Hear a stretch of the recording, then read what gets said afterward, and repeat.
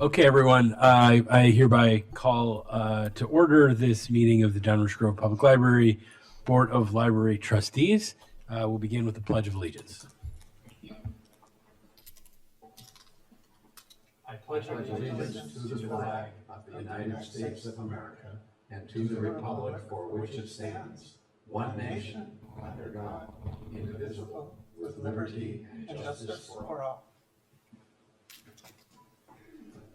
Caitlin, would you call the roll, please? Trustee Gagani? Here. Trustee Humphreys? Here. Trustee Kuntia? Here. Trustee Williams? Here. President Topic? Here. First up is our consent agenda, which consists of the February 25th, 2026 regular meeting minutes, the February 2026 financial report, and the March 2026 invoices. Do I have a motion to pass the consent agenda? I will make a motion to pass the consent agenda. I will second. Can we call the roll, please? Trustee Gagani? Yes. Trustee Humphreys? Yes. Trustee Kuntia? Yes. Trustee Williams? Yes. President Topic? Yes. Okay, next up is public comment. Do we have any public commenters this evening? Welcome. Thank you. Hi, my name is Jamie Doherty. I'm a resident of Downers Grove, and I'm a director on the board of the Downers Grove Public Library Foundation. I would like to extend formally an invitation to the Board of Trustees, as well as anyone in attendance tonight, to our upcoming spring soiree on April 19th. We have partnered with EQDG to host this event in celebration of National Library Week. The event proceeds will benefit both EQDG and the Library Foundation's missions in our community. Tickets are available online at dgplfoundation.org. And as always, thank you for your dedication, time, and attention in helping our library be amazing. We support and appreciate you. Thank you. Could we get the date one more time? April 19th, 2025, 5 to 8 p.m. Cadence Kitchen. 2026? 26? Oh, I'm in last He's year. trying to trick you. He was trying to trick you. So noted. And it's at Cadence. At Cadence, great. Thank you, and thanks as always to the Library Foundation for all the support it gives us. Do we have any other public comments? Okay, we'll move on to trustee comments. Anyone want to start us up? Okay, Nathan. He got his hand up first, so. I used to go second to last, and everyone gave me dirty looks for that. So now I'm going first, which seems apropos since I'm the newest trustee for now. Okay, my comments this evening will consist of show and tell. March is Women's History Month, an annual observance to highlight the contributions of women to events in history and contemporary society. I encourage each of you to read a book about women and by a woman. I have selected Penelope's Bones by Emily Hauser. It's a new history of Homer's world through the eyes, through women written out of history. I screwed that up, but never mind, you get the gist. Like Greek mythology, often from a male point of view, and there are many characters in Greek mythology, including Penelope, who their stories are not told. Here she's telling those stories. All right, I'm reminded of the adage often attributed to Winston Churchill, history is written by the victors. A corollary is dominant narratives are told by those who have power. This is a reason that I believe we must intentionally focus on marginalized voices. We often do not hear their stories. This echoes throughout a university course that my wife teaches to her English literature students. The course is called The Empire Writes Back. On the first day of class, students are disappointed to learn that the course is not about Star Wars. Instead, the Empire Writes Back focus on non-Western rewritings of Western texts from a colonial period. These adaptations reinterpret the history of imperialism and the language of the colonizer. In the similar spirit, at least for this month, I encourage you to look beyond the male gaze and read something written by a woman to understand the world from another point of view. Okay, second thing. On a lighter note, I want to share something else. Another trustee was featured in this edition of Downers Grove Living. Cover model. He's embarrassed. Love it. I urge you to read more about Dave Humphreys, with an S, his time growing up in Downers Grove and his service to our community. We learn in the write-up that Dave describes himself as a bit of an agitator. I've never gotten that. Nice, kind man. And a listener. The article notes over the years, he has focused on building connections with others, especially those on the margins of society through music, volunteerism, and public service. Public service? Okay, a little bit.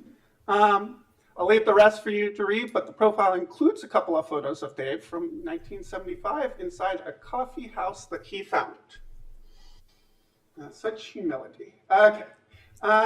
Additionally, I want to express gratitude to the library's senior management team for smoothing the transition from one library director to another. Collectively, they have exhibited exemplary leadership during this interim period. As transitions are stressful and uncertain, I appreciate that you are here to provide a steady hand. So thank you, Jen, Caitlin, and others. Finally, lastly, I want to highlight a couple of upcoming events. One has already been mentioned, April 19th, the Founders Spring Soiree at Cadence Kitchen at 5 p.m. I will attend, so if you want to see me, then come. If you don't, then probably don't go. It's themed When Masks Fall, We Bloom, which kind of reminds me of the end of COVID, so thanks for the trauma. And then it's celebrating National Library Week, and it's hosted in partnership with EQDG. So please attend that. There's another event that you should attend, and it runs from April 14th through May 19th. And that's Downers Grove Public Library is one of 50 U.S. libraries newly selected to host Americans and the Holocaust, a traveling exhibit from the U.S. Holocaust Memorial Museum and the ALA that examines the motives, pressures, and fears that shaped Americans' response to Nazism, war and genocide in Europe during the 1930s and 1940s. A timely reminder and something that resonates with me. I've been to Dachau in outside Munich, and it was, just very disturbing. And history only lives if you actually witness it. So please come to that. Thank you. Thank you, Nathan. Anybody else? Everything he said except about me. That was quite an experience. They did a lengthy interview of me. I talked a lot about the library, not too much of that made it into the article, but I talked a lot about a lot of things that didn't end up in the article. But it was kind of fun to do, and they did a photo shoot at Oak Trace, where I live, and among other things, took a picture of me sitting at the bar. But the background is blurred a little bit, so. No, that was quite an experience, and I appreciate, the attention, I guess. I have done a little bit of public service along the way and a little bit of agitation, but second National Women's Month, absolutely. There's the Downers Grove Park District has the Park District Museum, I guess I should say, has a scavenger hunt going on in downtown Downers Grove over the past month, the month of March. And so if you haven't checked that out, you still have a few days left to do that. The spring soiree with the foundation and EQDG, I wear two hats here on that one, and so I'm looking forward to that, and hope to see you all there. And I think that's enough for tonight. I don't have any comments today. Yep. I'm just want to know if Nathan, if you thought of the course title for your wife. Oh no, I think there's a famous essay by Salman Rushdie that was titled the same thing, and so a bunch of academics just stole the title from him. And I think he intended it as a pun, probably during the 80s that he wrote it. So Star Wars was live in everyone's memory at the time. Yeah. Just briefly, I just want to kind of thank our staff as we're transitioning to a new director. I know those kinds of things can be a challenge, so I just want to thank staff for continuing to do the great job that they've been doing, and thank Jen for getting this meeting put together for us, which has all gone extremely smoothly. So Jen, thank you very much. And that is all I have. So we can move on to the library director's report. Jen. Well, you guys stole a lot of my thunder, but I do also want to encourage everybody to attend the Americans and the Holocaust exhibit at the library. We are having an opening reception on April 14th at 6:30 p.m. That opening reception will occur in the library cafe, and then guests will be invited to view the exhibit after that. I just want to give you a little bit more information about the exhibit. Staff have scheduled class tours in excess of 1,200 students so far from District 58. The exhibit will be closed to the public during those school tours, but I highly want to recommend folks to visit dglibrary.org/AATH-exhibit to learn about complimentary programs and the guided tours and drop-in hours that will be made available to the public. I also want to give a huge shout out and thanks to our kids services and our adult and teen services departments who have coordinated all of these tours and have prepared docents to give very rich, informative tours to the public. So thank you for that. I also want to apologize for and point out a correction on the IPLA report that is in this board packet. In section 5, where we discuss board members, so technically we have 2 vacancies on our board right now, but Trustee Humphreys is serving until he's replaced.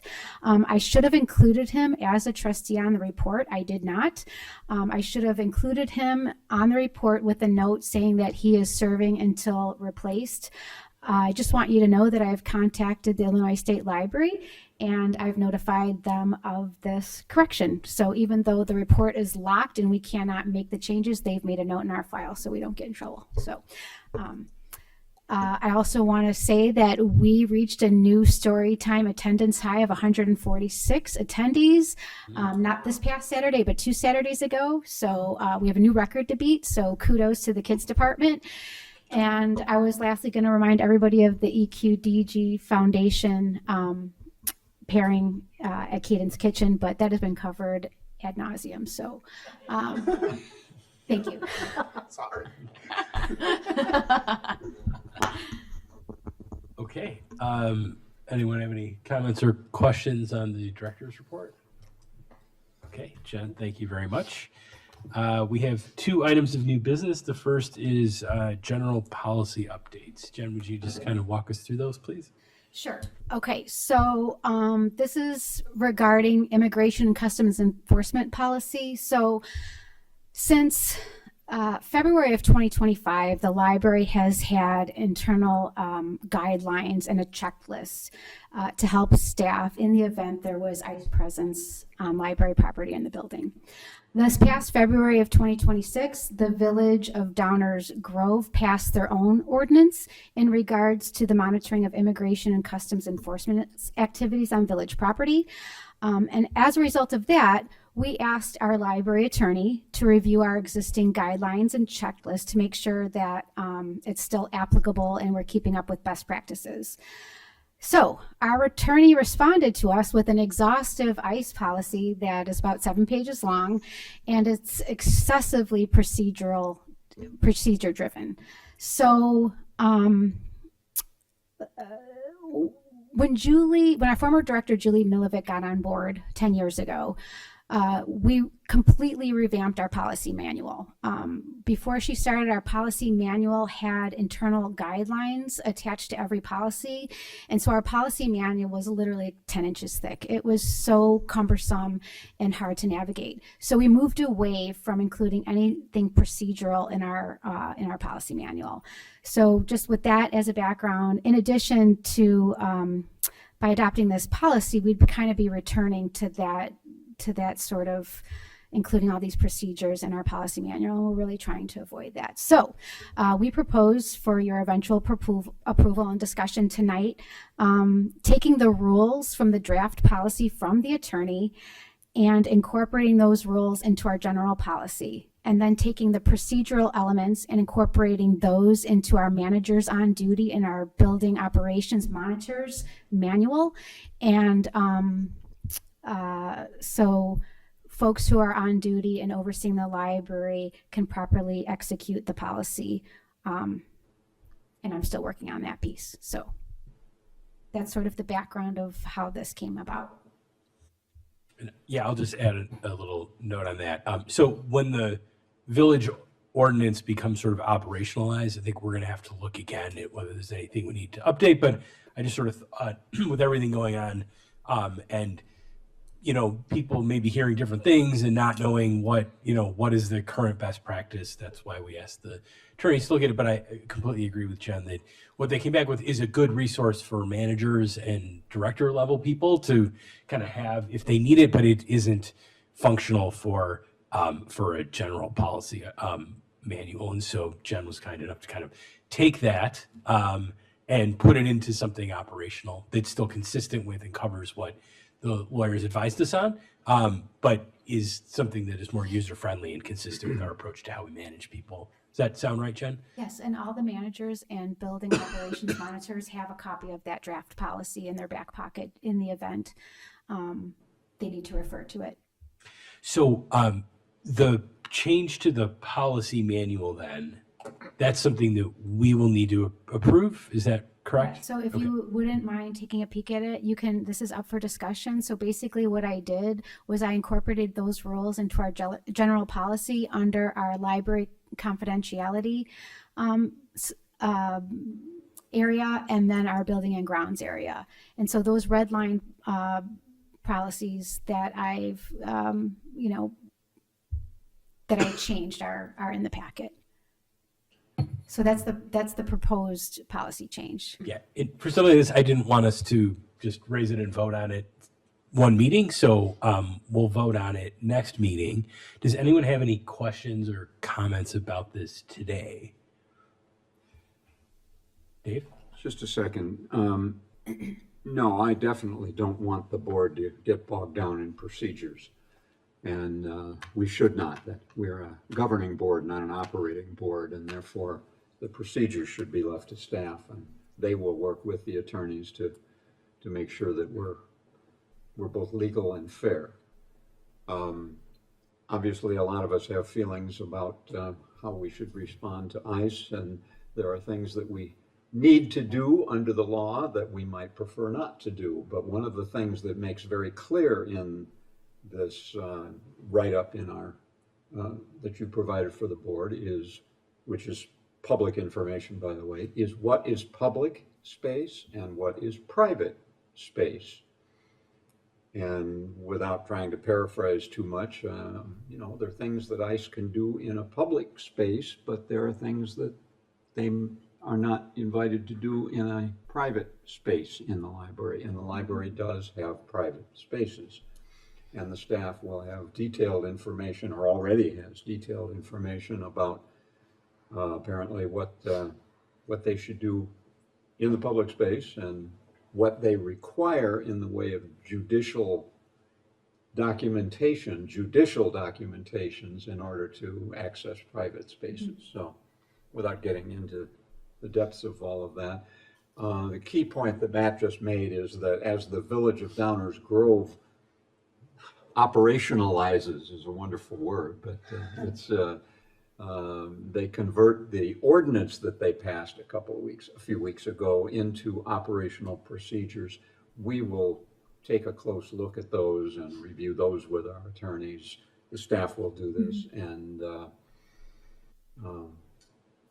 stay in line with them, so we have a pretty consistent practice in Downers Grove. So never thought I would be spending time talking about this and for all the years I've spent on the board, but I'm glad that we are, frankly. So Thank you, Dave. Anyone else have any initial comments or questions? I'll just say that I agree that it's premature to be adopting a more robust policy at this point in light of where the village is and the I'm not going to say that word today. And as I agree with Dave's sentiments about a governing versus operating board, I don't think it's our role to be getting into how the library conducts its day-to-day operations. And so in that respect, I think having a prescriptive document that is approved by us seems to be sort of an overreach. But I think it's important that the staff have that and that that's a resource and that that's clearly defined. So I'm glad that we've made this inquiry and that we have some visibility in it, even if we don't formally approve it. I think it's important for us to just understand as part of our general oversight what those procedures are. And that was sort of one of the reasons why I raised this issue after the village passes ordinance. And I'm glad that staff's working on it. And then the last thing I'd say is that I noticed in the write-up that only one other library, Sugar Grove Public Library, has adopted a policy related to ICE-related activities. That's according to Rails' listserv, so it's not a comprehensive review, but it's an indicator.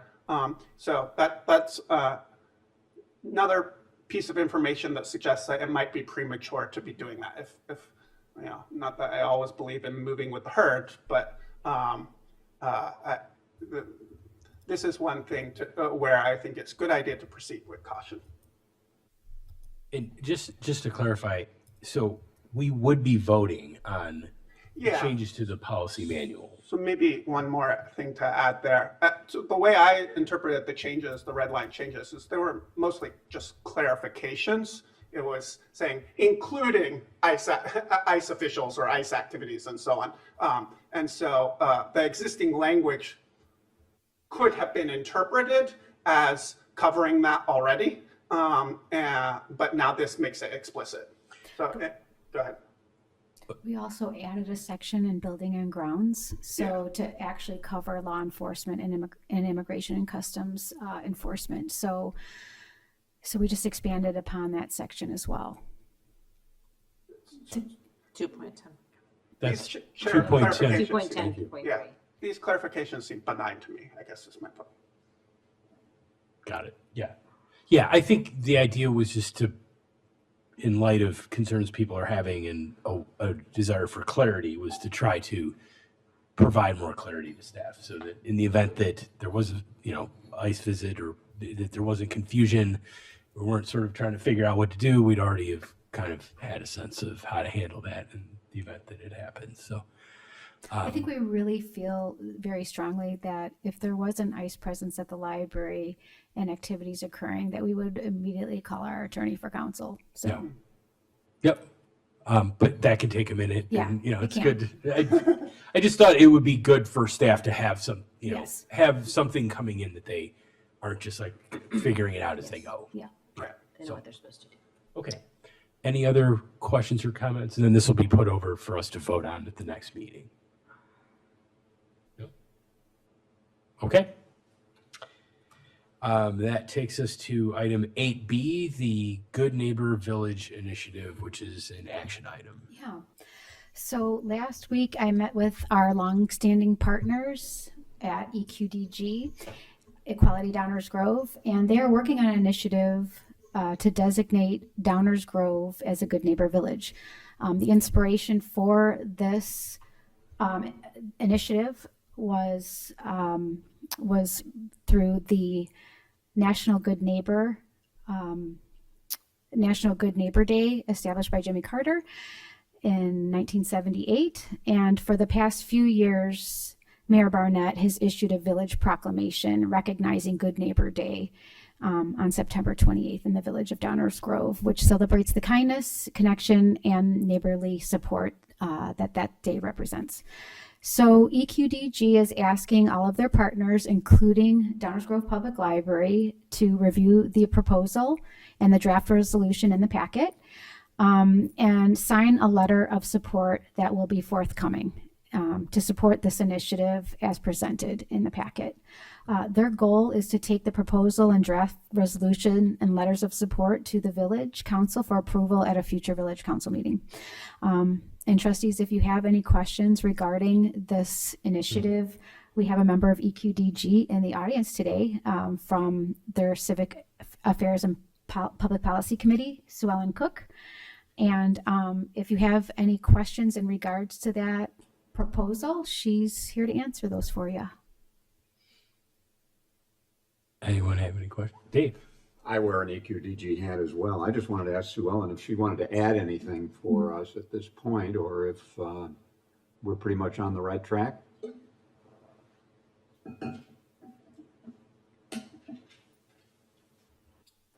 Well, thanks for considering this proposal. Appreciate it. I'm Sue Ellen Cook. I'm a Downers Grove resident and also a new board member on EQDG.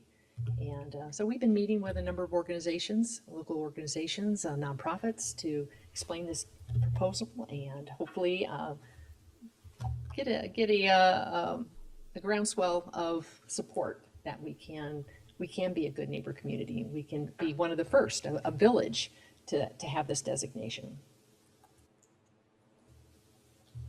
Do we have questions? I'll just make one more comment, if there are no other questions. I'll put my EQDG hat on. EQDG is looking for other community organizations also to show their support. And if anybody in the audience has a connection with a community organization or a church or anybody like that who might be interested in showing support for this activity, they can contact EQDG through the EQDG website or talk to Sue Ellen right now. I'll be upfront and say my church, it's on the agenda for the governing board of my church next week. So. Fantastic. Is this just a designation or is it what does it mean? Does that make sense? Like, what's gonna happen? Well, we're really in the very early stages, and we've had questions like, is there a financial commitment for this? And we said, no, there is not. And we're looking at starting small, that once we are, if the resolution passes, if we're able to and provide this information. In fact, it was Mayor Barnett that encouraged EQDG to reach out to other organizations. And so was very supportive of this effort. But we're looking at, having a day like what Jimmy Carter started, to have that day for what can we do to build community here, and just looking at different organizations that maybe we can partner and build on that. And so it's not just EQDG doing this activity, but that we have a number of organizations, and for example, the library being an organization to just that public endorsement with these organizations that hopefully will give us the momentum we need to continue to move this forward. So we would be then voting tonight on whether to sign on to asking the village to pass the proposed resolution that's included in the packet then, right? Is that right? Yes. Got it. Okay. And then at some point there will be like a cover letter or something that goes, okay. And then, so we would have a chance to review that Absolutely. before we sign off on Yes, that. absolutely. I don't think, does anyone think we need to vote on the specific letter when the time comes, or can we just sort of circulate it, and unless anyone has any objections, then I'll sign it, or whoever is appropriate to sign it will sign it? Okay, I think it's appropriate. great. And I just, for things like this, I always want to make sure I'm looking back at our mission and our vision and our values, and is this the kind of thing that makes sense for us to do? And looking at our mission, it's welcoming all to discover, grow, play, and learn. Our vision is the heart of a diverse community, providing inspiring ideas, community connections, and empowering opportunities. So I think this is absolutely a thing that is very much consistent with our mission and vision and values. And so I myself would very much support us supporting the resolution. Other comments or questions? No, if appropriate, I would move that we approve supporting the EQDG Good Neighbor Initiative. Okay. I will second. All right, this is not involve money, so we can do a voice vote on this. Would you like to do a third, Nathan? We can add that. if you'd Very like. upset. It's not in Robert's rules, but I'll allow it. That was too fast. Before it. All in favor, say aye. Aye. Any opposed? None opposed. The motion passes. Thank you for taking the initiative on this. We very much appreciate it. Appreciate your time. Thanks. Thank for you. your support.